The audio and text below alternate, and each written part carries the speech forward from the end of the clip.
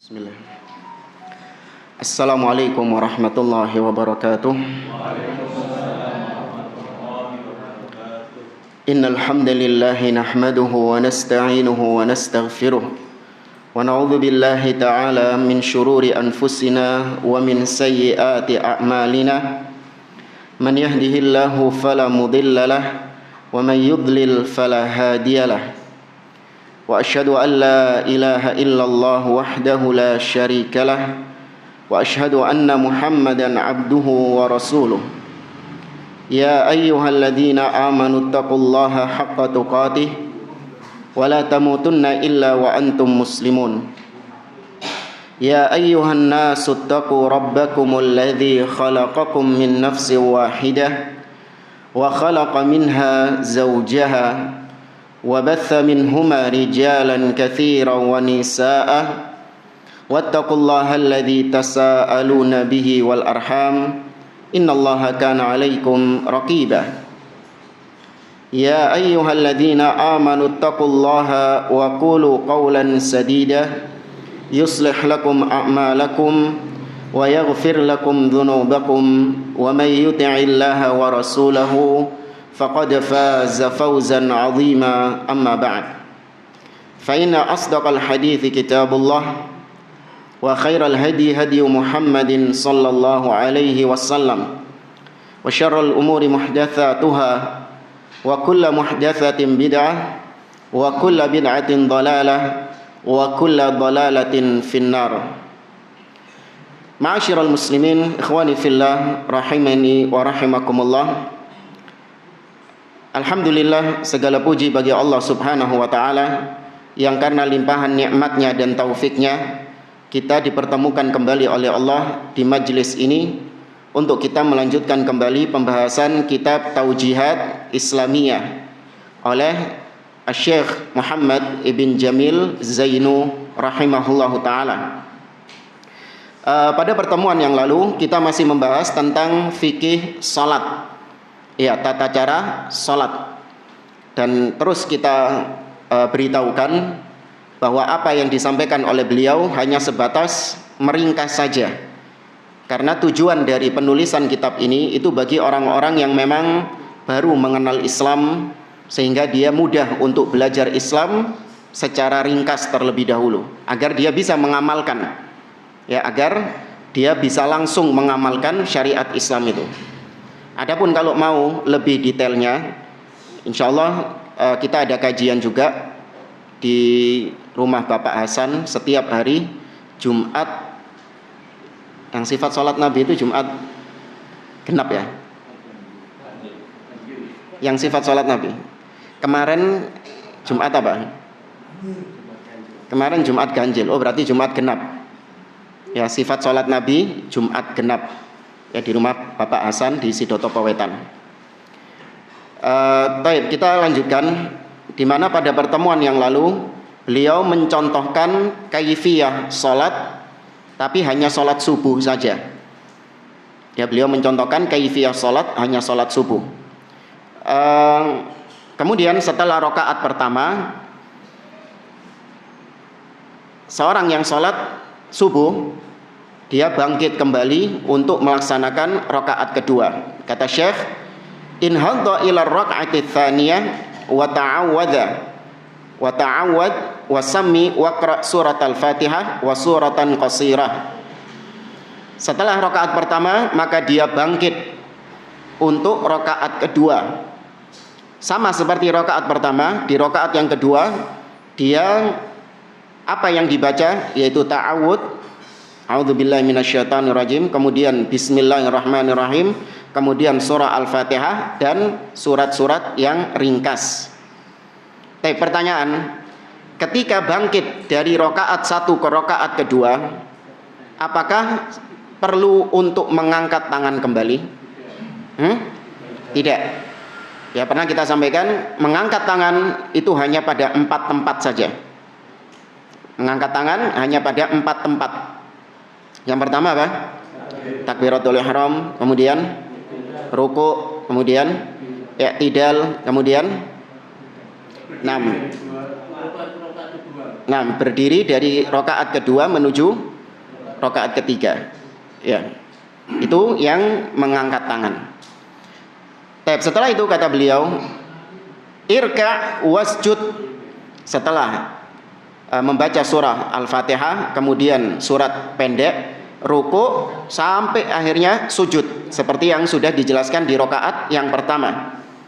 Wajlis, kemudian setelah itu duduk. Waqbid asabi'a kaffika al-yumna warfa as-sababah al-yumna. Kata beliau, ketika duduk kau menggenggam tangan kananmu dan kemudian kau apa istilahnya ini? Menunjuk. Ya, kau menunjuk dengan jari telunjuk kananmu. Ya, kau tunjuk dengan jari telunjuk kananmu. Jadi posisi tangan seperti ini. Bukan begini ya. Ada orang-orang kita lihat gini, kemudian begini. Nah, ini keliru. Ya, yang benar dibikin seperti lingkaran, kemudian diletakkan. Kata beliau, seraya engkau membaca at-tahiyyatu lillah wassalawatu wattayyibat, assalamu alayka ayyuhan nabiyyu wa rahmatullahi wa barakatuh, assalamu alayna wa ala ibadillahi as-salihin, asyhadu an la ilaha illallah wa asyhadu anna muhammadan abduhu wa rasuluh. Karena ini salat subuh, maka berarti ini adalah tasyahud akhir. Karena ini salat subuh, maka berarti tasyahud akhir. Ingin kita sampaikan tentang tasyahud awal, kaifiyahnya bagaimana. Ini hanya sebatas tambahan saja. Tasyahud awal itu apa hukumnya? Rukun, wajib, atau sunnah? Tasyahud awal.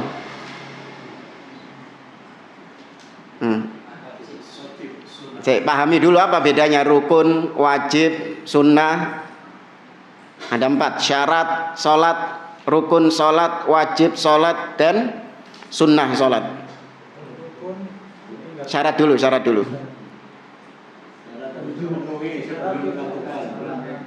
Nah, syarat itu apa-apa yang harus dipenuhi sebelum melaksanakan sholat. Apabila tidak terpenuhi, baik sengaja ataupun tidak, maka tidak sah sholatnya. Dan syarat itu adalah sesuatu yang harus tetap ada pada orang yang sedang sholat. Ya, harus tetap ada pada orang yang sholat. Seperti misalnya syarat sholat ini apa? Wudu, ya, bersuci intinya, bukan cuma wudu saja, bisa dengan mandi atau tayamum. Terus seperti apa lagi? Menghadap kiblat, ya, menutup aurat, dan yang lainnya. Nah, ketika di tengah-tengah sholat syaratnya ini hilang, maka berarti sholatnya batal.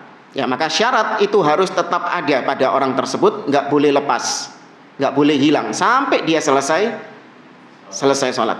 Adapun rukun itu berpindah-pindah sesuai dengan gerakannya.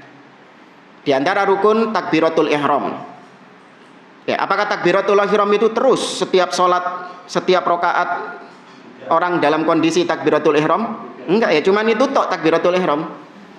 Demikian juga surah Al-Fatihah, rukun dalam sholat. Apakah surat Al-Fatihah itu terus dibaca sampai selesai sholat? Tidak, hanya ketika itu saja. Maka rukun berpindah dari satu gerakan ke gerakan yang lain. Tapi kalau syarat, enggak, harus ada pada orang yang sholat itu tadi. Nah, rukun sama seperti syarat, yaitu apa-apa yang harus ada pada orang yang melaksanakan sholat.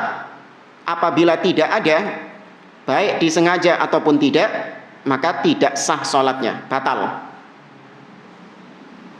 Nah, adapun wajib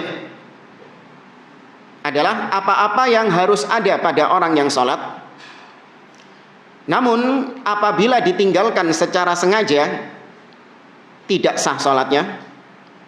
Dan apabila ditinggalkan dengan tidak sengaja, maka cukup sujud sahwi. Ya, kalau rukun nggak ada sujud sahwi. Ya, kalau rukun ditinggalkan dengan tidak sengaja, balik ke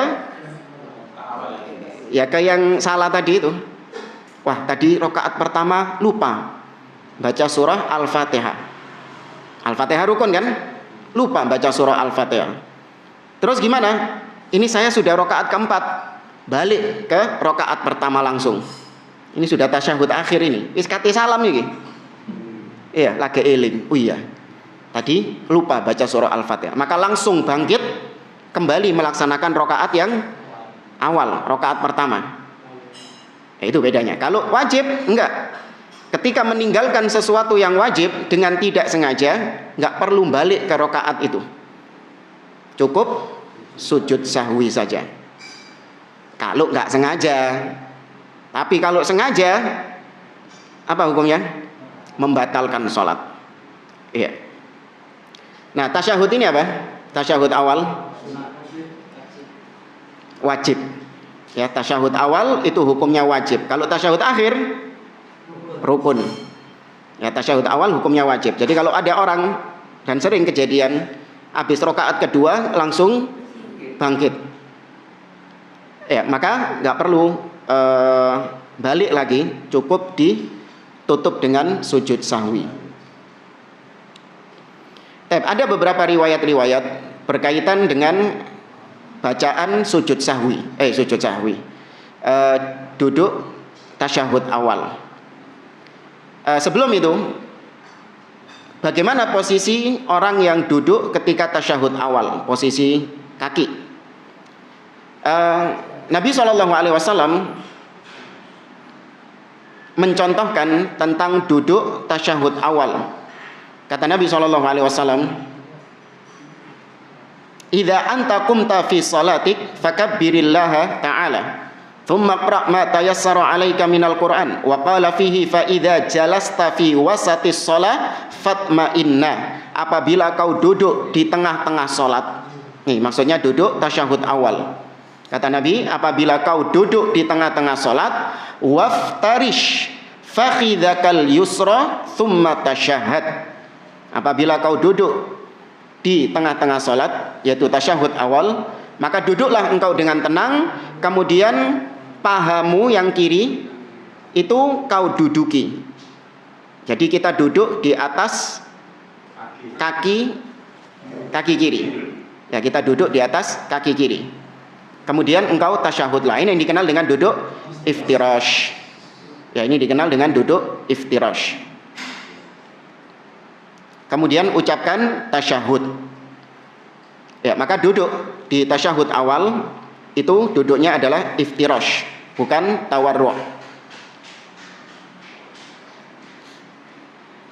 Kemudian juga hadis dari Abdullah ibn Buhainah radhiyallahu taala anhu, anna Nabiya sallallahu alaihi wasallam shalla bihim adz-dzuhra. Pernah suatu ketika Nabi sallallahu alaihi wasallam salat zuhur bersama para sahabat. Faqama fir rak'atainil aulayaini lam yajlis. Maka ketika itu Nabi sallallahu alaihi wasallam langsung bangkit dari rakaat kedua ke rakaat ketiga, tidak pakai tasyahud awal. Faqama an-nasu ma'ahu hatta idza qada as-shalah wa intadhara an-nasu taslimahu kabbara wa huwa jalis fasajada sajdatain qabla ay yusallima thumma sallam. Ketika itu para sahabat ikut berdiri bersama imam. Ini menunjukkan apabila imam langsung melanjutkan gerakannya, sudah diingatkan subhanallah, maka langsung ikut imam. Nah, ketika itu selesai sholat, Nabi SAW sebelum selesai sholat, Nabi SAW sujud 2 kali. Ya, sujud 2 kali, baru kemudian salam. Ini yang disebut dengan sujud sahwi. Nah, dari hadis ini para ulama menyebutkan bahwa tasyahud awal itu wajib, bukan rukun. Ya, seandainya dia rukun, Nabi balik lagi. Tapi enggak, Nabi langsung rakaat ketiga, baru kemudian ditutup dengan sujud sahwi.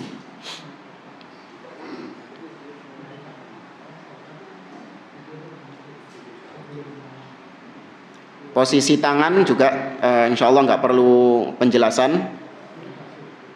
Nah, kemudian dibahas tentang bagaimana pandangan mata kita ketika tasyahud. Ya, pandangan mata ketika tasyahud. Dari Abdullah bin Umar radhiyallahu taala anhuma, wa asyara bi usbu'ihi allati talil ibham ilal qiblati wa rama bi basarihi ilaiha. Kata Abdullah bin Umar, Nabi mengisyaratkan dengan jari telunjuk, yakni jari setelah jempol. Ya, jari setelah jempol, jari telunjuk dengan tangan kanannya diisyaratkan ke arah kiblat. Nah, ketika itu Nabi melihat, mengarahkan pandangannya ke arah jari telunjuknya. Ya, ini diantara fikih ketika tasyahud, pandangan mata kita ke arah jari telunjuk. Nah, adapun tentang apakah jari telunjuk ini digerak-gerakkan atau tidak, ini ada khilaf diantara para ulama. Ya, khilaf dalam masalah fikih adalah kebanyakan khilaf-khilaf yang ditolerir, tidak menyebabkan orang yang menyelisihinya atau orang yang salah dalam khilaf seperti ini lantas kemudian dia jatuh dalam kebid'ahan, keluar dari ahlus sunnah, dikatakan ahlul bid'ah. Tidak, karena masalah-masalah seperti ini memang mungkin terjadi khilaf dengan berbagai macam sudut khilafnya itu. Kenapa yang satu menganggap itu disunahkan, kenapa yang satu menganggap tidak disunahkan? Salah satunya adalah karena yang satu menganggap hadisnya sahih, sedangkan yang satu menganggap hadisnya tidak sahih. Nah, ini ijtihad. Ya, ini ijtihad. Beda kalau misalnya dia berbeda pendapat dalam masalah-masalah yang sudah usul, masalah-masalah yang menjadi landasan dalam beragama.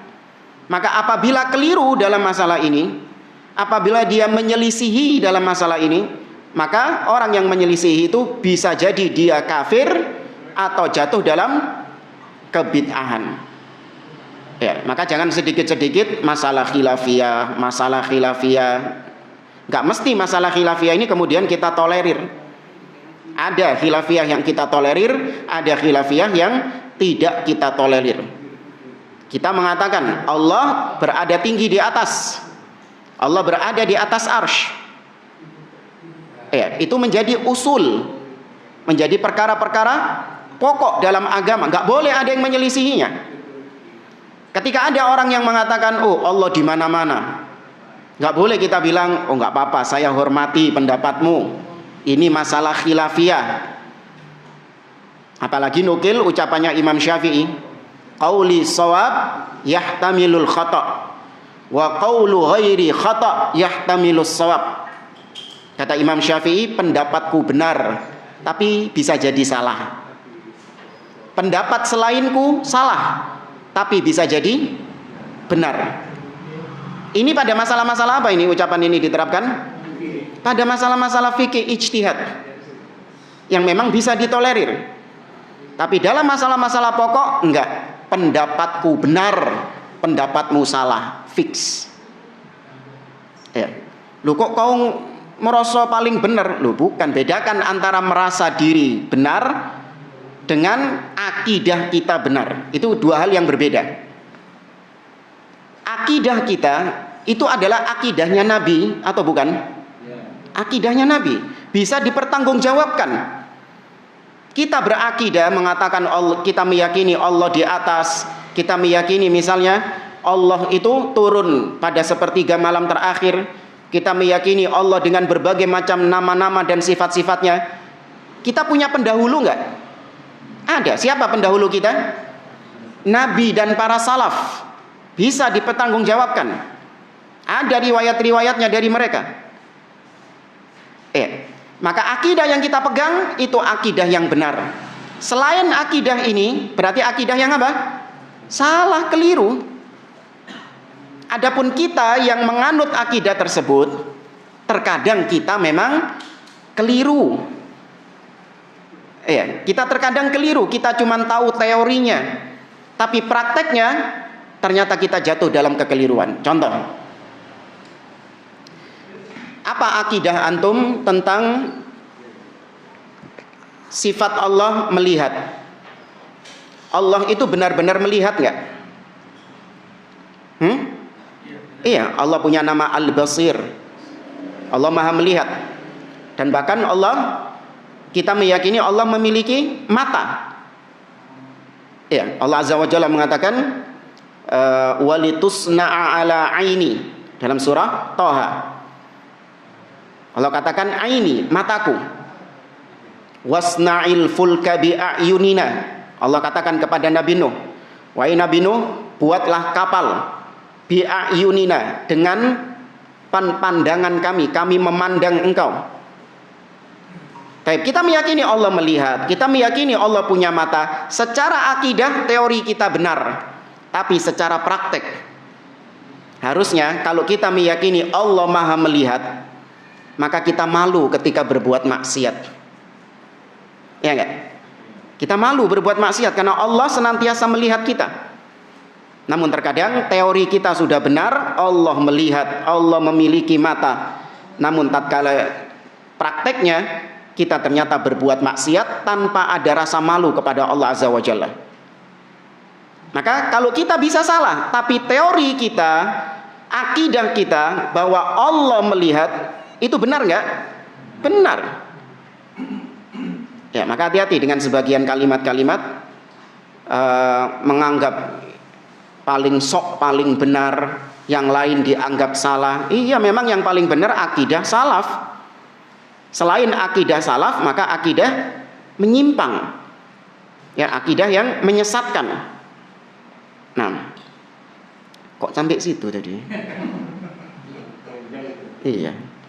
Tapi ini masalah menggerak-gerakkan jari. Ditolerir. Pendapat pertama, sunnah hukumnya menggerak-gerakkan jari, bukan rukun, bukan wajib. Berdasarkan hadis dari Wa'il ibn Hujur, Nabi SAW ketika mensifati tentang tata cara tasyahudnya Nabi SAW, Wa'il ibn Hujur mengatakan, "Tsumma qabada ithnataini min asabi'ihi." Kemudian Nabi menggenggam 2 jari jemarinya, wa halaqa halqatan, dan membentuk lingkaran seperti cincin, seperti gelang. Ya, digenggam membentuk lingkaran seperti gelang. Kemudian tsumma rafa'a usbu'ahu fara'aituhu yuharrikuha yad'u biha. Kemudian Nabi mengangkat jari telunjuknya, dan aku melihat, kata Wa'il ibn Hujur, Nabi menggerak-gerakkan jarinya seraya Nabi berdoa dalam tasyahud itu. Ini yang jadi landasan menggerak-gerakkan jari. Adapun pendapat kedua, para ulama sebagian menyebutkan tidak disunnahkan menggerak-gerakkan jari. Kenapa? Karena menurut mereka hadis yang kita baca tadi itu statusnya dhaif. Ya, hadis yang kita baca tadi statusnya dhaif. Ya, ala kulli hal, ini hanya perbedaan pendapat, tidak perlu saling menyalahkan antara satu dengan yang lainnya. Maka kalau lebih proporsional, terkadang kita menggerak-gerakkan jari dan terkadang kita tidak menggerak-gerakkan jari, karena dua-duanya ada dalilnya. Bacaan tasyahud. Ya, bacaan tasyahud. Tasyahud awal ya.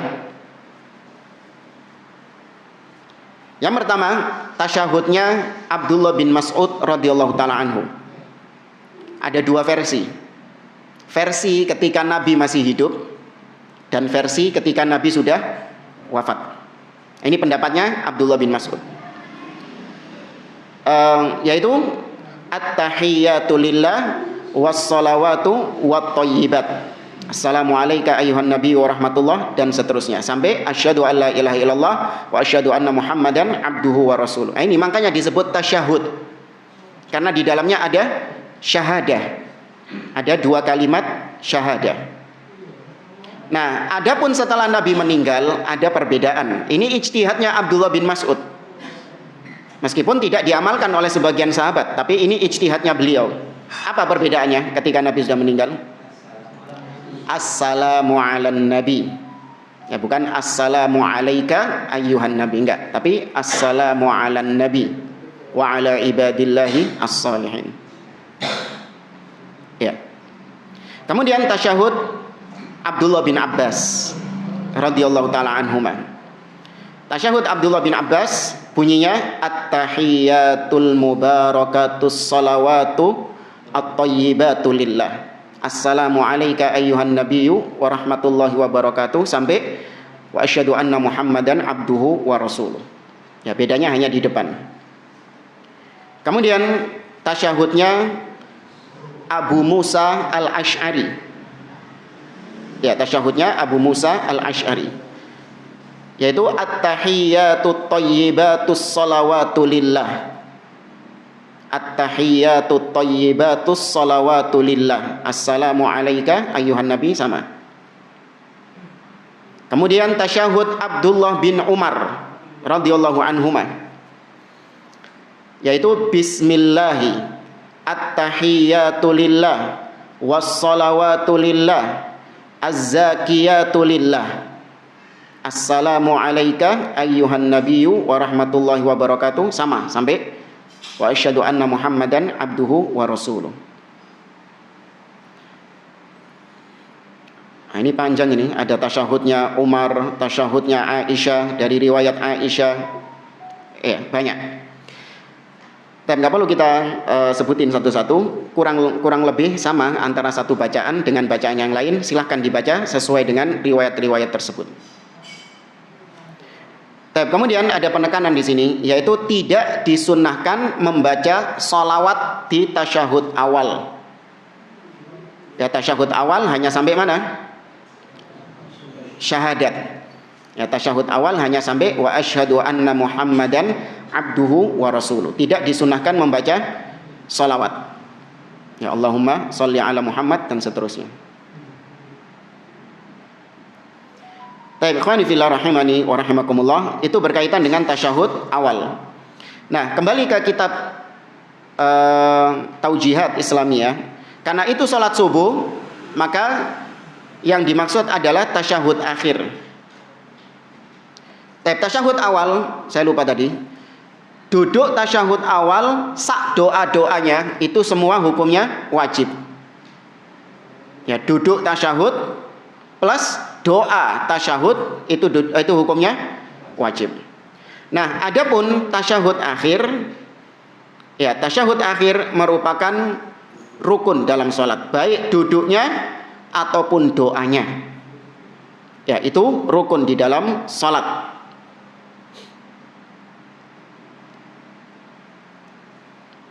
Ada beberapa dalil-dalil yang menunjukkan tentang rukunnya tasyahud akhir, yaitu sabda Nabi SAW atau hadits dari Abu Humaid As-Sa'idi.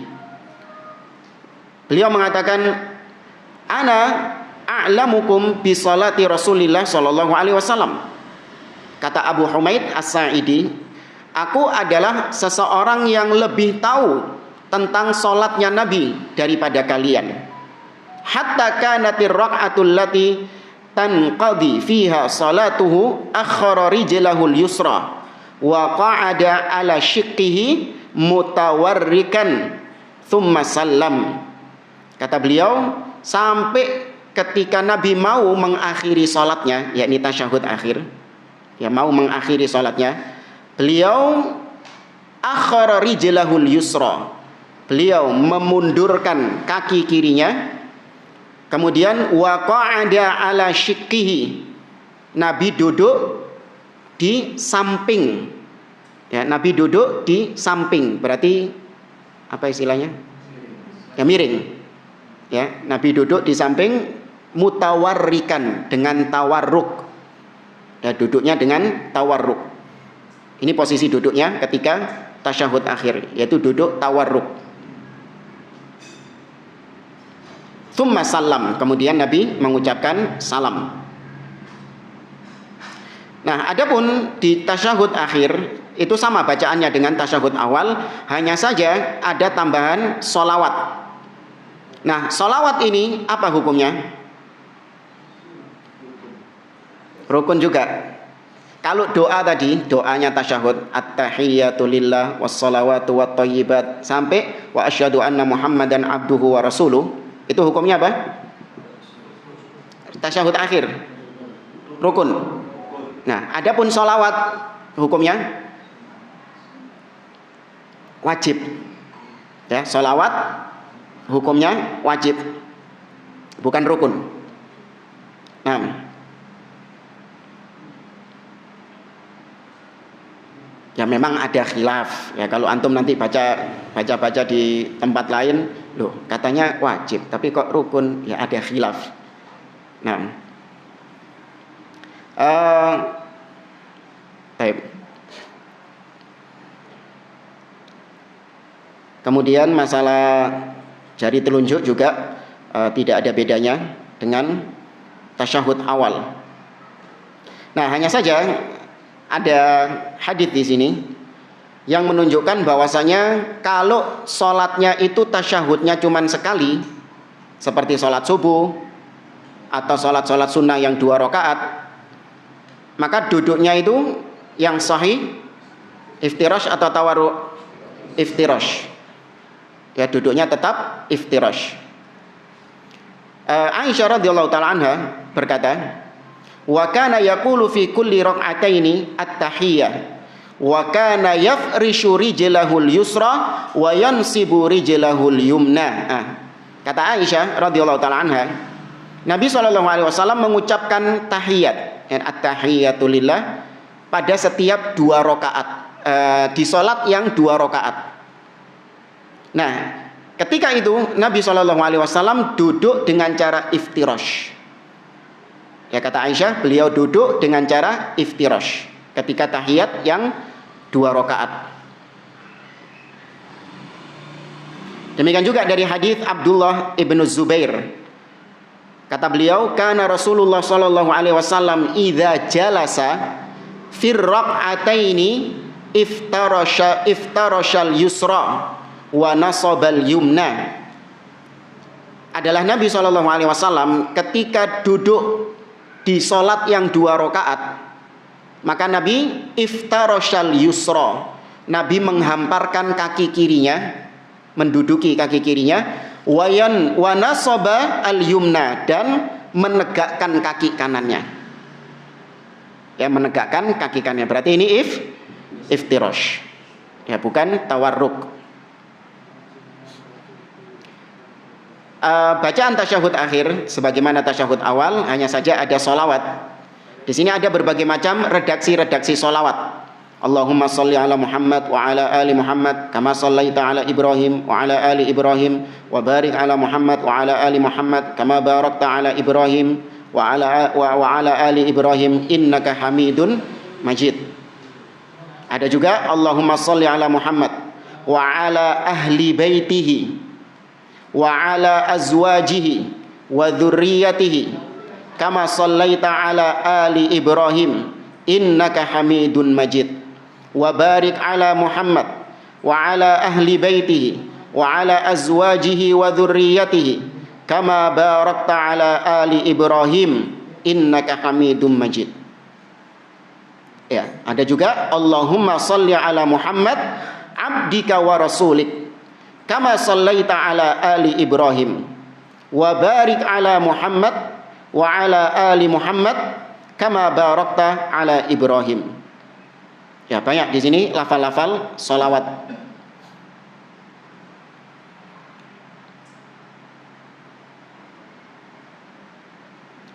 Kemudian setelah sholawat maka disunnahkan. Nah, ini baru hukumnya apa?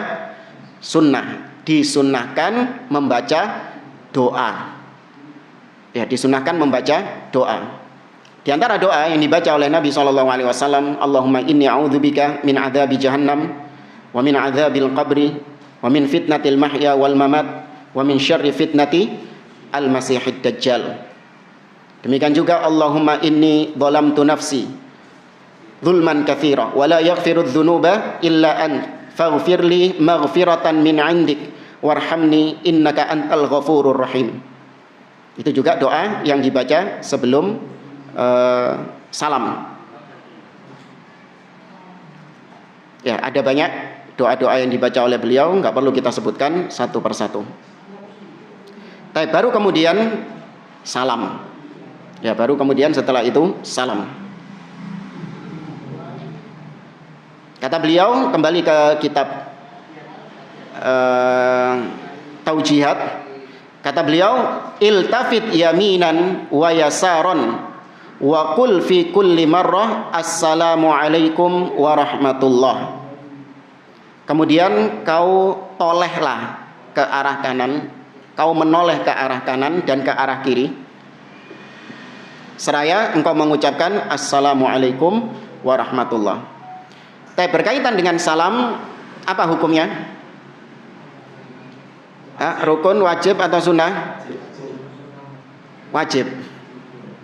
Rukun. Salam itu rukun, bukan wajib. Ya, rukun di dalam sholat. Artinya yang nggak salam, ya berarti sholatnya belum selesai. Makanya Nabi mengatakan tahrimuha takbir wa tahliluha assalam. Sholat itu diharamkan. Ya apa sih kok sholat diharamkan? Seorang itu sudah masuk ke dalam sholat, berarti haram baginya melakukan aktivitas-aktivitas lain di luar sholat. Kapan dia diharamkan melakukan pekerjaan-pekerjaan lain selain sholat? Ketika kapan dia terhitung takbiratul ihram? Maka sejak takbiratul ihram, dia nggak boleh makan, nggak boleh minum, nggak boleh ngobrol, ya, apalagi buka WA, nggak bisa. Nah, baru dihalalkan kembali itu ketika salam, ya, wa tahliluha assalam. Ketika salam baru mau makan, mau minum, mau ngobrol boleh. Maka salam hukumnya rukun. Nah, adapun salam yang kedua, ya, wallahu a'lam, meskipun ada khilaf di antara para ulama, salam yang kedua hukumnya sunnah. Ya, salam yang kedua hukumnya sunnah. Jadi yang rukun adalah assalamualaikum warahmatullah. Ketika itu dia selesai, maka sah nggak? Sah. Nah, adapun salam yang kedua, assalamualaikum warahmatullah, itu sunnah. Tapi asing bagi sebagian orang. Awas kalau ngimami jangan dipraktekkan. Karena bagi sebagian orang itu hal yang asing bagi mereka. Karena mereka nggak tahu hukumnya. Selama ini mereka tahu salam itu dua. Ini kejadian ya ketika sholat di Masjid Nabawi, Masjid Haram. Biasanya ketika sholat jenazah, ya, ketika sholat jenazah, imamnya itu salam cuma satu kali saja. Ya, dan memang wajibnya yang salam yang satu kali yang pertama, assalamualaikum warahmatullah. Nah, baru kemudian ditimpali sama apa bahasa kita Bilalnya ya. Assalamualaikum warahmatullah. Itu bukan ke kiri itu. Sama-sama kemana? Ke kanan. Ya, maka sebagian mereka mengatakan, wah ini gimana ini kok sholatnya salamnya cuma satu kali ini, bla bla bla bla. Ya, maka kalau di tengah orang-orang yang awam nggak paham ilmunya, ya sudah jalankan sholat yang mereka biasa melaksanakan sholat dengannya. Sepanjang itu memang sahih, sepanjang yang berjalan di masyarakat itu memang benar, maka ya sudah jalankan sholat seperti itu. Kalau Anda jadi imam. Tapi kalau Anda sholat sendiri di rumah, nggak apa-apa, mempraktekkan ya beberapa hukum-hukum yang tadi kita sebutkan tadi, nggak masalah. Kayak misalnya Ustadz, kan katanya baca surat setelah Al-Fatihah itu apa hukumnya? Sunnah. Berarti kalau setelah Al-Fatihah waladhdallin langsung amin, langsung rukuk, sah nggak? Sah. Ya. Tapi ketika dipraktekkan di tengah masyarakat, dijejek nanti tekomburi. Dijejek tekomburi. Jelungup imamnya akhirnya. Ya maka nggak usah aneh-aneh lah. Baik. Kemudian bacaan assalamualaikum warahmatullah itu juga ada beberapa lafal-lafal ditambahi dengan wabarakatuh. Ya, assalamualaikum warahmatullahi wabarakatuh. Kemudian salam yang kedua assalamualaikum warahmatullah atau assalamualaikum. Nggak ada salam yang kedua lengkap assalamualaikum warahmatullahi wabarakatuh, nggak ada. Yang ada cuman salam yang pertama saja, assalamualaikum warahmatullahi wabarakatuh, assalamualaikum warahmatullahi, atau assalamualaikum warahmatullahi wabarakatuh, assalamualaikum. Dan nggak usah dijawabi, waalaikumsalam. Ini guyonan waktu kecil. Assalamualaikum, waalaikumsalam. Kemudian di sini beliau menuliskan jadwal, tabel. Ini untuk memudahkan orang yang baru masuk Islam supaya bisa hafal tabel sholat wajib berapa rakaat, kemudian qobliyah sama ba'diyah. Kita bahas dulu tentang sholat qobliyah. Sholat qobliyah adalah sholat yang dikerjakan sebelum melaksanakan sholat fardu dan sudah masuk waktu sholat.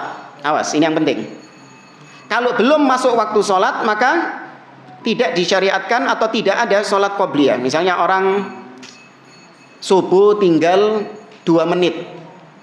Ya, subuh tinggal 2 menit. Timbangnya nganggur ngenteni adzan, tak qobliyah dhisik ae. Ya kan? Saya qobliyah dulu aja. Mumpung belum adzan gitu katanya. Maka itu nggak dianggap sebagai qobliyah karena belum masuk waktu. Ya, maka sekali lagi qobliyah ketika sudah masuk waktu dan dikerjakan sebelum sholat fardu. Ini idealnya. Meskipun dibolehkan qobliyah ini dikerjakan setelah sholat fardu, hanya beberapa momen saja. Ya, tidak dijadikan sebagai apa? Kebiasaan.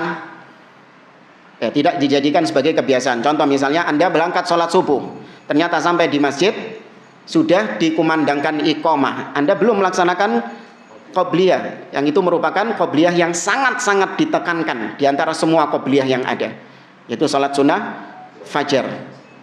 Ya, yang kata Nabi SAW, rakaatul fajri khairun minad dunya wa ma fiha. 2 rakaat sebelum subuh lebih baik dari dunia dan seisinya. Tapi setelah salam, maka Anda boleh untuk melaksanakan qobliyah subuh tadi. Ya. Tapi ini hanya dilakukan di momen-momen tertentu, yaitu kalau memang Anda telat melaksanakan sholat subuhnya tadi, nggak sempat melaksanakan qobliyah subuh. Tidak dijadikan sebagai kebiasaan. Oh, nggak apa-apa, kan bisa dilakukan setelah sholat. Nyantai wae. Ya, ngopi-ngopi sih, gitu kan. Makan-makan dulu gitu. Baru kemudian sholat subuh. Setelah sholat subuh, sholat qobliyah. Maka enggak seperti itu. Adapun sholat ba'diyah, yaitu dikerjakan setelah sholat fardu. Ya, sholat ba'diyah dikerjakan setelah sholat fardu. Tapi sholat qobliyah dan ba'diyah ini ada yang sangat ditekankan dan ada yang cuman ditekankan saja. Ya, ada yang sangat-sangat ditekankan untuk dikerjakan dan ada yang cuman ditekankan saja dengan penekanan yang biasa. Tapi di antara sunnah yang sangat ditekankan adalah 2 rakaat sebelum subuh, kemudian 2 rakaat sebelum duhur, 2 rakaat setelah duhur, ya, kemudian 2 rakaat sebelum asar, kemudian 2 rakaat setelah maghrib, dan 2 rakaat setelah isya. Ya, ini sangat ditekankan. Di antara yang tadi saya sebutkan itu, yang paling lebih ditekankan lagi yang mana? Tadi 2 rakaat sebelum subuh. Adapun yang cuman ditekankan saja, yaitu 4 rakaat sebelum duhur. Ya, Pak, bukan 4 rakaat, maksudnya tambahan 2 rakaat. Paham ya maksudnya ya? Tambahan 2 rakaat sebelum duhur dan tambahan 2 rakaat setelah duhur. Demikian juga tambahan 2 rakaat sebelum asar. Ya. Demikian juga sebelum maghrib, 2 rakaat sebelum maghrib dan 2 rakaat sebelum isya. Ya, itu hanya ditekankan saja. Kemudian pertanyaan, sholat Jumat, apakah ada qobliyahnya?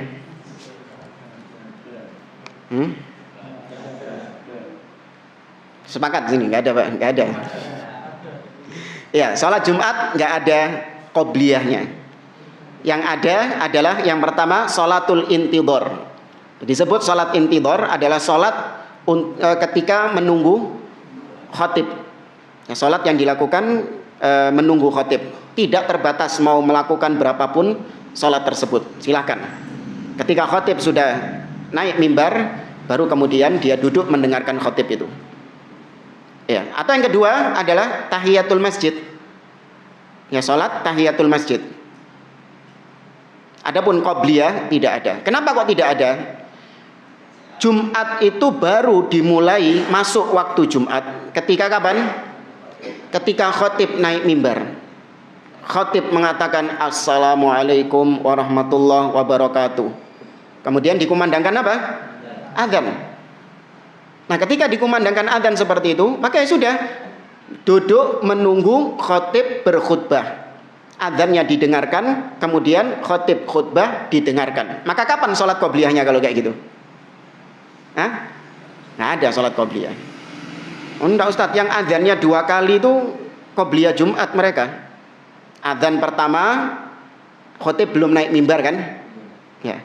Nah, baru setelah adzan mereka pada apa? Orang-orang pada apa? Pada berdiri semua. Nah, itu kan qobliyah Jumat. Maka kita tanya, adzan pertama itu sudah masuk waktu Jumat belum? Belum.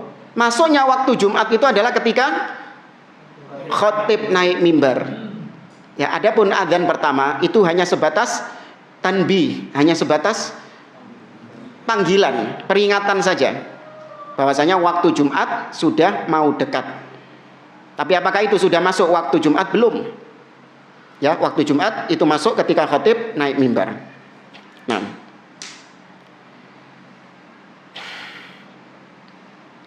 Nah, disunahkan sunnah-sunnah qobliyah, ba'diyah yang kita sebutkan tadi itu untuk dikerjakan di rumah.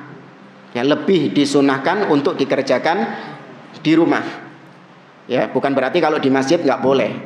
Ya boleh kalau dikerjakan di masjid, cuman lebih afdol itu dikerjakan di rumah, sholat-sholat sunnah seperti itu. Ya, biar rumah kita ini ditegakkan sholat di dalamnya. Ya. Nah, adapun sholat fardu nggak perlu kita sebutkan, insya Allah sudah tahu semua masing-masing berapa rakaat. Subuh, duhur, asar, maghrib, isya.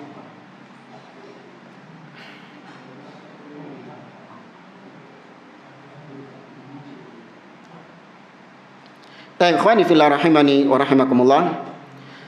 Kita lanjutkan di halaman berikutnya atau sebelumnya kalau ada yang mau ditanyakan, tafadhol.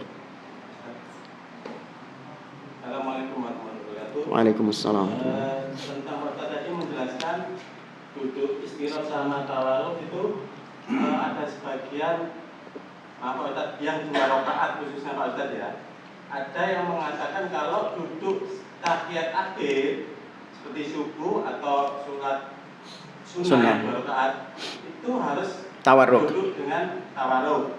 Tapi tadi Pak Ustaz menjelaskan Rasulullah mencontohkan dengan Iftirash. Ya. Nah, terus yang kedua tentang sholawat Pak Ustaz. Ya, itu tadi poin ininya apa? Ya itu yang afdol yang mana Pak Ustaz? Iya. Nah. Maka yang afdol tetap iftirash. Ini pendapat yang lebih rojeh. Adapun yang tetap tawarruk, kita nggak mengatakan sholatnya salah, sholatnya batal atau tidak sah, enggak. Makanya ini dalam masalah fikih ada terjadi khilaf seperti ini, ya kita biasa saja. Kalau ada kita lihat 2 rakaat, orang melaksanakan sholat 2 rakaat, ketika tasyahud akhir duduknya tawarruk, ya sudah, itu pendapat. Nggak perlu kemudian ditegur, sesat kon ini. Dasar ini bid'ah kayak gini nih, enggak. Ya, yang ini kalau khilaf dalam masalah fikih itu yang woles, ya, yang woles saja, yang slow saja. Tapi kalau khilaf dalam masalah usul, terutama dalam masalah akidah yang pokok, enggak, tegas. Ya, tadi orang mengatakan Allah di mana-mana, ngawur kon iki. Sesat ente ini nanti. Itu ucapan yang menyimpang. Ya, langsung tegaskan kayak gitu. Enggak perlu dihargai perbedaan pendapat seperti itu, enggak perlu dihargai. Ya, wallahu a'lam. Siapa yang kedua? Yang kedua tentang sholawat, Pak Ustaz. Apakah ada riwayat Rasulullah itu untuk sholawat itu ditambah dengan Sayyidina? Oh iya, nah, barakallahu diingatkan. Ya. Dari sholawat yang dikumpulkan di sini ada sekitar 9. Ya, ada 9 model sholawat. Kok 9? Afwan. Ada 6. Ya, ada 6 model sholawat. Ya, mungkin lebih dari kalau dilihat dari riwayat-riwayat yang lain. Tidak ada satupun dengan tambahan Sayyidina. Tidak ada satupun dengan tambahan Sayyidina. Bukan berarti kemudian kita mengatakan, kita meyakini bahwa Nabi bukan Sayyiduna. Nabi adalah Sayyiduna. Ya, beliau Sayyidu waladi Adam. Beliau adalah Sayyid kita. Namun ketika Nabi ngajarkannya nggak pakai Sayyidina, maka kita mengikuti apa yang diajarkan Nabi. Shallu kama ra'aitumuni usolli. Bukan terus kemudian orang-orang mengatakan, wah ente ini kok nggak mengakui Nabi sebagai Sayyid. Iya, memang ente ini nggak menghormati Nabi. Siapa ente kekadoan kan ini? Kita mengatakan tidak ada Sayyidinya karena memang Nabi ngajarinya demikian. Ya, di luar itu ketika kita mengatakan kepada kaum muslimin Sayyiduna Muhammad, qala Sayyiduna Muhammad, berkata Sayyid kita Muhammad sallallahu alaihi wasallam, boleh? Boleh, enggak ada masalah. Ya, hanya ketika ini karena Nabi karena Nabi mengharuskan kita untuk melaksanakan sholat persis seperti sholatnya Nabi. Sampai belani Nabi naik apa? Belani naik mimbar jamaah supaya sahabat itu melihat sholatnya Nabi, biar sholat itu persis seperti Nabi. Ya, maka nggak perlu pakai Sayyidina. Allahumma sholli ala Muhammad wa ala ali Muhammad. Demikian yang diajarkan Nabi. Ya. Biasanya tantang balik. Ya, kalau orang kayak itu tantang balik. Ya wes ayo. Nek wani adzan ke ono Sayyidina. Ya iya toh? Lah iya kan? Apa jawabannya dia kira-kira? Oh nggak bisa. Adzan itu teksnya memang seperti itu. Persis plak gitu. Nek wani sudah adzan tambah ono Sayyidina. Asyhadu anna sayyidana Muhammadar Rasulullah gitu. Tambah ono Sayyidina. Gak wani. Apakah kemudian wah gak menghormati Nabi kamu itu? Iya. Ya maka gak perlu Sayyidina. Wallahu a'lam. Ketika membaca tahiyat awal atau akhir untuk pengucapan sholawat itu bisa dicukupkan Allahumma sholli ala Muhammad. Iya. Memang yang paling pendeknya adalah Allahumma sholli ala Muhammad. Itu yang paling pendeknya. Jadi ketika tasyahud akhir, ketika baca sholawat, yang paling pendeknya Allahumma sholli ala Muhammad. Sudah selesai. Nah. Ya, betul. Tadi dijelaskan bahwa syarat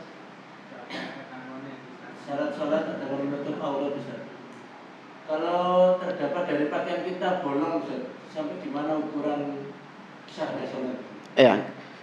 Ketika kita tersingkap auratnya di tengah-tengah sholat, kalau kita menyadarinya, kalau kita tidak menyadarinya, maka insya Allah dimaafkan. Kalau kita nggak menyadari ternyata sobek di tengah-tengah sholat, nggak berasa, tahu-tahu kok sobek dan yang lainnya, maka insya Allah maafu. Tapi kalau kita menyadarinya bahwa aurat tersingkap, maka kalau masih bisa ditutup dalam kondisi kita tetap melaksanakan sholat, maka nggak apa-apa, ditutup. Ya, apa misalnya? Ya apa contoh kasusnya? Ini sama pembahasannya seperti kalau ada najis. Ya, kalau ada najis. Seperti apa misalnya? Kancing terbuka. Kancing. Apakah harus dibenarkan ini atau cuma ditutup ini Pak Ustaz seperti kancing terbuka gitu? Nggak apa-apa kalau kancing kayak gitu, nggak membatalkan sholat itu. Ya, cuman gak etis aja. Ya, istilahnya gak etis gitu. Ya seperti misalnya suwek ya, robek ya. Celana itu ada bolongnya itu. Ya, dengkulnya ada bolongnya itu. Kalau kita menyadari hal tersebut, maka kalau bisa ditutupi ketika waktu sholat itu, maka diteruskan sholatnya. Kayak misalnya celananya bolong, tapi kemudian dia mengambil surbannya dan kemudian diikatkan di tengah-tengah dia ketika sholat. Tapi kalau ternyata nggak bisa kecuali harus diganti dan itu membutuhkan gerakan-gerakan yang banyak, ya dipelorot dhisik, celananya dibuka dulu, kemudian pakai sarung, dilipat lagi. Ya, ini sudah gerakan-gerakan yang membatalkan sholat. Ya. Najis juga demikian. Kalau masih bisa dilepas yang najis itu, maka dilepas dan dilanjutkan sholatnya. Ya, seperti misalnya kalau kotoran-kotoran, ya kencing anak kecil misalnya, ya Anda pakai sholat pakai kaos kaki misalnya, ternyata didapati kaos kaki ini baru ingat, oh iya ini kaos kaki kan tadi kena kencing anak saya. Ya, maka kalau masih bisa dilepas dengan dalam kondisi sholat, maka langsung dilepas, tidak membatalkan sholat. Di antara dalilnya adalah yaitu Nabi ketika sandalnya ada kotoran. Mana tahu ya? Ketika beliau sholat, beliau diberitahu Jibril bahwa sandal beliau ada kotoran. Maka Nabi pun melepas sandalnya dan para sahabat juga ikut melepaskan sandal karena itibaknya mereka kepada Nabi SAW.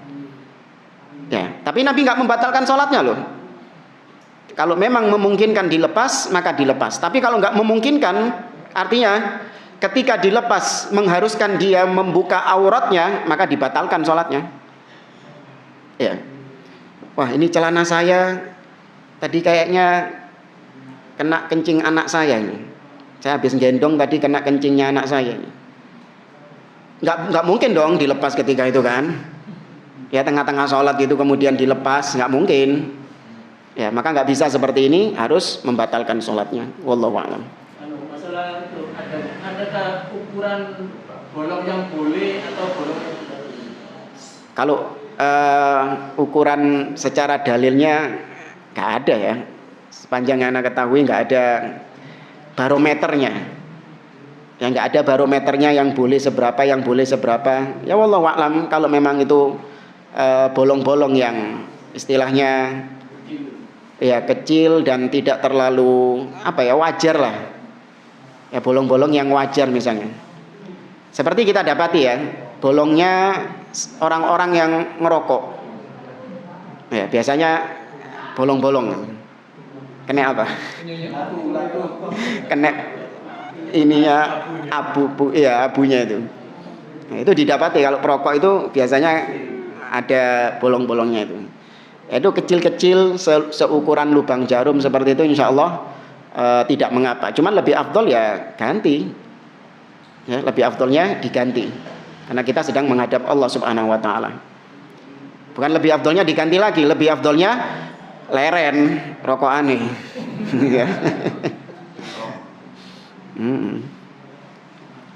Wallahu a'lam. Tadi disebutkan bahwa tasyahud pertama itu tidak pakai membaca sholawat itu. Kalaupun terlanjur itu termasuk bid'ah apa? Kalau lupa maksudnya. Anak tidak menemukan ada sebagian ulama yang menghukumi itu sebagai kebid'ahan. Hanya saja tidak dikatakan tidak sesuai sunnah. Karenanya tidak ada riwayat-riwayat dari yang kita sebutkan tadi.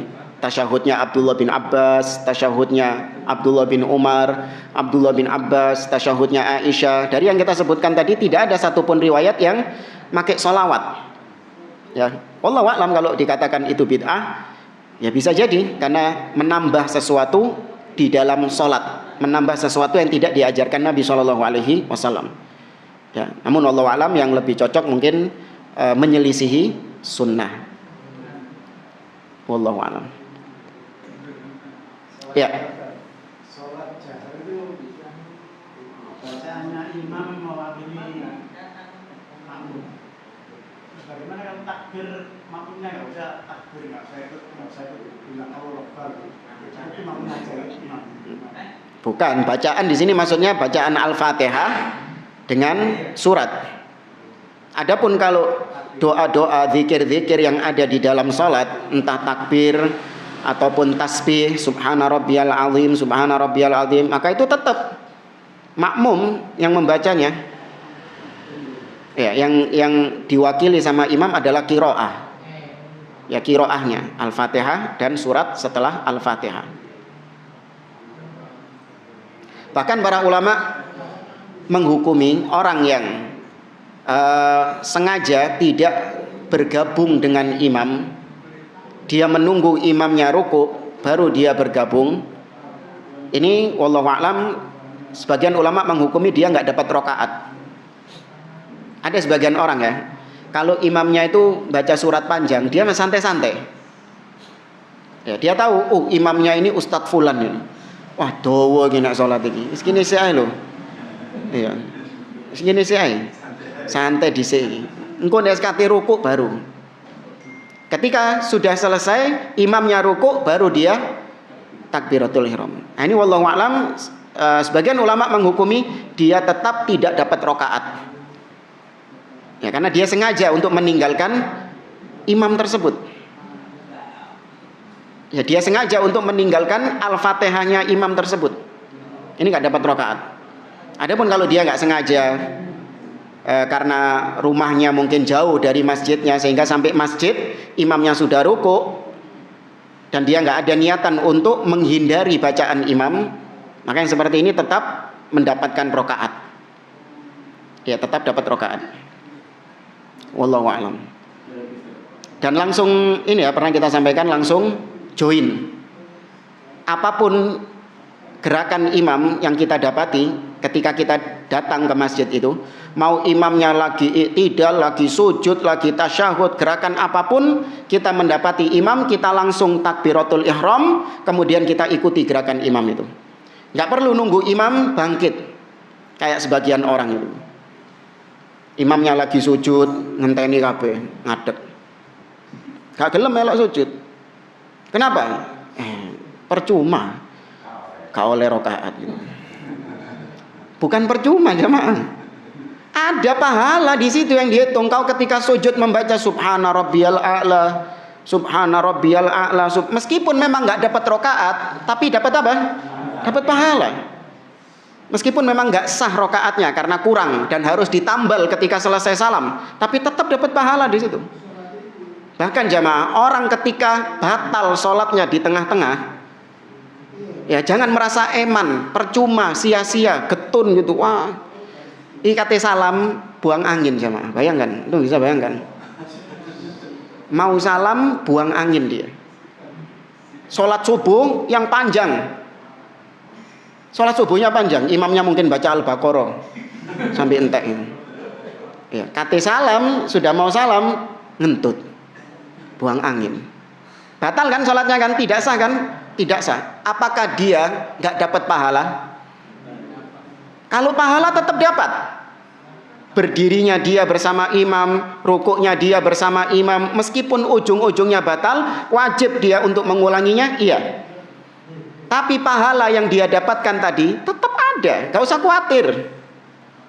Wa ma kana Allahu liyudhi'a imanakum. Allah tidak akan menyia-nyiakan iman kalian. Maksudnya kata para ulama, Allah tidak menyia-nyiakan salat kalian.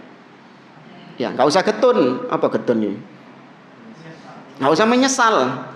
Enggak usah eman terus dipikiri, tuh rongono mau Ya, jadi Pak, jadi imannya Pak Ustaz sekalian dia. Ya, apa? Eman. Tapi yang lain? Antum nyelat nih. Yang duluan tadi siapa? Tidak ada ya? Ya wis. Yang pertama tadi kamu tanya Duh, ngono.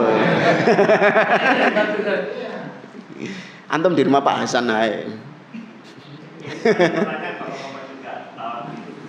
Yang pertama berkaitan dengan kentut. Kita belum bahas, kita itu yang bahas ngentut tadi. Setiap sholat ada seorang itu selalu ngentutan. Iya. Tapi kalau nggak sholat, nggak kentut Ustaz. Kalau ini kan bagaimana? Iya. Yang kedua, Cek sebentar. Orang yang memang memiliki penyakit seperti itu, maka dia sholat dengan kondisinya seperti itu sudah. Fattaqullaha mastata'tum. Memang nggak bisa dia. Ada orang-orang yang kondisinya memang seperti itu, bermasalah, ada masalah dalam kesehatannya. Sama juga hukumnya dengan orang yang sholat pakai kateter. Ya, kalau misalnya dicopot kateternya setiap kali sholat, itu akan menimbulkan sakit yang luar biasa. Atau orang yang memang tadi nggak bisa berhenti buang air kecil, dia buang air kecil terus. Atau orang yang sholat dalam kondisi dia nggak bisa mengganti celananya yang sudah kena najis, pakaiannya yang sudah kena najis, karena mungkin lumpuh dia, nggak ada orang yang menggantinya. Maka tetap dia sholat dalam kondisi meskipun pakaiannya najis, meskipun dia pakai kateter seperti itu, meskipun belum wudhu. Ya, dia hanya berniat wudhu saja, karena nggak bisa, sudah mentoknya memang seperti itu. Bayangkan cuman dengan niat wudhu saja. Ya, sholatnya juga dengan isyarat yang paling minim, yang paling maksimal dia lakukan dengan kedipan mata misalnya. Ini sudah kayak orang kayak mumi gitu loh, diperban kabeh, terus gak iso gerak sama sekali. Yang bisa gerak cuma apanya? Mata. Selama akalnya masih berfungsi, tetap wajib sholat. Ya, selama akalnya masih berfungsi, dia tetap wajib sholat. Kecuali kalau akalnya sudah diangkat, nah baru sudah gugur kewajiban sholat. Dibayangkan saking wajibnya sholat, sampai orang yang dalam kondisi kritis seperti itu, dalam kondisi yang ngenes seperti itu, tetap diwajibkan sholat. Kok sekali Ustaz, berat sekali? Enggak berat, sesuai dengan maksimal kemampuannya. Gimana kok? Ya kan, mudah nggak syariat Islam? Mudah. Kecuali kalau koma, dalam kondisi koma, nggak sadarkan diri, nah baru lain cerita. Ya, fattaqullaha mastata'tum. yang kedua berkaitan dengan istilah. Orang ini ada sebagian ketika sholat itu selalu istilah. Tadi Bismillahirrahmanirrahim, Allahu Akbar. Dan itu lafadznya selalu dijalankan. Apakah ini menjadi sunnah? Iya, nggak ada tuntunannya. Bismillah itu ketika sebelum membaca Al-Fatihah, itu yang diajarkan Nabi SAW. Tidak ada bacaan-bacaan sebelum takbiratul ihram. Usolli fardhal isya arba'a raka'atin mustaqbilal qiblah ma'muman lillahi ta'ala. Atau sebelumnya apa? Rabbi a'udzubika min hamazatis syayatin wa a'udzubika rabbi ayyahdurun. Lama. Ya, ada yang mengucapkan itu, qul a'udzu birabbin nas dan seterusnya. Bismillahirrahmanirrahim, Allahu Akbar. Ini semua termasuk bid'ah di dalam agama. Ya, langsung ketika seorang mau melaksanakan sholat, dia langsung takbiratul ihram, Allahu Akbar. Ya, adapun niat itu sudah ada di dalam hati, bukan di lisan, dilafalkan. Ya, karena yang pernah kita sampaikan di pertemuan sebelumnya, kata para ulama, idza ikhtalafa ma fil qalbi wa ma fin nutqi fal ibratu bima fil qalb. Kalau ada perbedaan antara niat di hati dengan apa yang dia ucapkan, maka yang dianggap itu yang mana? Yang ada di hati. Ya, niatnya melaksanakan sholat isya, tapi lidahnya kepleset mengucapkan sholat maghrib. Ya, maka yang dihitung adalah yang di hati, tetap sah dia. Wallahu a'lam. Berkaitan dengan i'tidal, Ustaz. Ada sebagian ustaz yang beredar di TikTok. Ngapain antum lihat ustaz di TikTok ini? Gak ada jamaah, ceramah di TikTok itu tidak ada. Bukan begitu. Iya, enggak, maksudnya media platform seperti TikTok dan yang lainnya itu banyak berisi tentang kemaksiatan, kemudorotan. Ya, gimana ada seorang ustadz yang menceburkan diri ke dalam platform-platform seperti itu? Berarti bukan salah berarti Pak. Kenapa? Berarti bukan ustaz salah berarti. Ya, bisa jadi mungkin dia kena syubhat sehingga membolehkan dakwah di situ, atau memang dia dasarnya memang tidak berangkat dari manhaj yang hak. Antum kalau lihat definisi TikTok itu adalah murni entertain, murni hiburan. Bahkan antum lihat di lambangnya itu adalah lambang musik. Ya, memang diperuntukkan untuk musik-musik. Berapa banyak musik-musik di situ, aurat-aurat yang diumbar di situ. Ya, ini sama seperti ibarat ustadz dakwah di konser musik atau dakwah di kafe, dakwah di diskotik, mirip seperti itu. Memang ada, Pak. Ya, iya, memang ada kalau yang konser. Nggak perlu ditiru. Nah itu tentang mumpung eling TikTok itu. Masalahnya ini syubhatnya menyebar terkait dengan ucapan Sami Allahu liman hamidah yang disampaikan sama Bapak tadi ini kan kalimat Sayyidina itu kan baik. Loh, Rasulullah itu nggak pernah melarang ketika ada sahabatnya ketika Rasulullah Sami Allahu liman hamidah Rabbana walakal hamdu ada yang menambahkan hamdan katsiran thayyiban mubarakan fihi. Kalau seandainya itu Rasulullah melarang, tentunya pasti akan dicegah sama Nabi. Sehingga apapun yang dilakukan itu kalau baik, ya insya Allah akan kembali kepada Allah Ta'ala. Itu subhatnya begitu. Nah, bagaimana cara... Ya, itu dari hadits Muawiyah. Jadi ketika Sami Allahu liman hamidah, Rabbana walakal hamdan katsiran thayyiban mubarakan fi, ra'aitul malaika ibtadaru, aku melihat malaikat berbondong-bondong, berlomba-lomba untuk mencatat doa tersebut. Ini sama seperti syubhat tentang Bilal bin Rabah yang punya kebiasaan sholat sunnah setelah wudhu. Nah, ini jadi syubhat oleh mereka bahwasanya para sahabat mereka berinovasi. Ya, mereka berinovasi. Maka jawabannya yang pertama, tahu dari mana kalau sahabat itu berinovasi? Tahu dari mana kalau Bilal ngarang-ngarang sendiri? Atau tadi Muawiyah ketika mengatakan hamdan katsiran thayyiban fi, tahu dari mana kalau memang itu kalimat murni Muawiyah sendiri yang ngarang? Bisa jadi Nabi SAW sudah mengajarkan kepadanya sebelumnya, yang kemudian tatkala diucapkan oleh orang tersebut berangkat dari keikhlasannya, berangkat dari tauhidnya, berangkat dari keikhlasannya, maka para malaikat berbondong-bondong mencatat amalan tersebut. Maka kita justru bertanya kepada mereka, kau kok bisa nuduh sahabat itu ngarang? Padahal para sahabat adalah orang-orang yang ittiba kepada Nabi. Baik. Kemudian yang kedua, seandainya memang itu karangan dari para sahabat Nabi SAW, maka tidak semua yang dikarang-karang oleh para sahabat lantas dibenarkan oleh Nabi. Karena Abu Israil dalam riwayat Imam Bukhari melakukan puasa yang tidak diajarkan Nabi SAW, dengan tata cara yang tidak diajarkan Nabi SAW.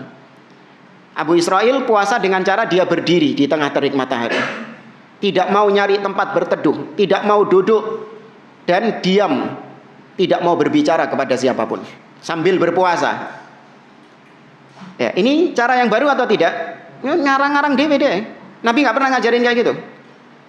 Maka kemudian Nabi langsung menegur. Nabi mengatakan kepada para sahabat, muruh, perintahkan dia falyaq'ud, untuk dia duduk, wal yastadil, dan untuk dia mencari tempat berteduh, wal yatakallam, dan agar dia berbicara, wal yutimma saumahu, namun puasanya silahkan diteruskan. Ya, maka tidak ada para sahabat itu ngarang-ngarang perbuatan baru kemudian sama Nabi SAW disetujui, itu tidak ada. Ya, maka kalau kita menemukan demikian, yakini bahwa Nabi sudah ngajarkan sebelumnya. Bilal bin Rabah sholat sunnah setelah wudhu, yakini Nabi sudah mengajarkan sebelumnya. Ya, bukan para sahabat yang ngarang-ngarang kemudian disetujui sama Nabi. Tidak. Itu bukan sifatnya sahabat. Ya, mereka orang-orang yang ittiba kepada Nabi SAW. Terakhir, nah, bisa kita mengikuti imam pada sholat 2 rakaat, kemudian imam duduk tawarruk, gimana yang lebih afdal? Ya, gerakan-gerakan seperti tasyahud, menggerakkan jari telunjuk atau tidak, kemudian sedekap, imamnya sedekapnya itu di sini atau di sini atau di sini, takbiratul ihram imamnya itu di sejajar pundak, ya, atau di ujung telinga, atau di telinga, pas di telinga. Ini gerakan-gerakan di mana makmum boleh untuk menyelisihi imam dalam masalah ini. Adapun makmum yang wajib untuk mengikuti imam adalah ketika imam bertakbir, ikut bertakbir. Ketika imam ruku, langsung ruku. Ketika imam i'tidal, langsung i'tidal, dan seterusnya. Adapun yang seperti tadi, ya, rincian-rinciannya seperti tadi, maka makmum tidak dibebankan untuk ikut imam secara detail seperti itu. Ya, karena bagi makmum, apalagi makmum yang belakang, ya apa? Hah? Gimana caranya? Kami di belakang imam, jadi lihat posisi duduknya. Berarti syariatnya hanya untuk yang di belakang imam saja dong. Ya kan? Adapun yang shaf kedua, shaf ketiga nggak disyariatkan seperti itu. Masa kayak gitu? Enggak dong. Ya. Tapi kalau takbir Allahu Akbar, insya Allah yang di belakang tetap mendengarnya. Maka ikut imam dalam hal tersebut. Wallahu a'lam. Baik jamaah, saya kira ini yang bisa saya sampaikan. Insyaallah kita lanjutkan pada pertemuan yang akan datang. Aku qouli hadza wa sallallahu ala nabiyyina Muhammad wa ala alihi wa sahbihi ajma'in wa akhiru da'wana anil hamdulillahi rabbil alamin.